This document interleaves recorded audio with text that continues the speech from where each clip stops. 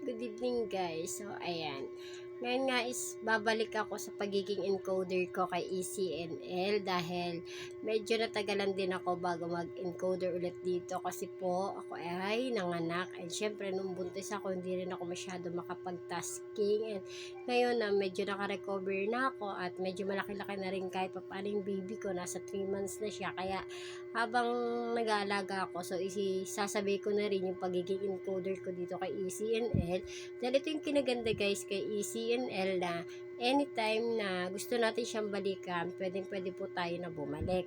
And ngayon, babalik ako kasi nga gusto ko na rin ulit mag-extra income. At ito yung pinakamaganda. Pwede akong bumalik anytime, mababalik ako yung account ko and malalagin ko siya. So, patuloy lang din ako sa pag-i-encode. Yun lang guys yung kinaganda dito kay ECNL na kapag gusto po natin bumalik, mababalikan po agad natin siya. And hawak natin dito yung ating oras. Yun yung gustong gusto ko dito kay ECNL na pag bumalik ako, pag gusto ko mag-encode, pwede kasi hawak ko naman po yung oras ko.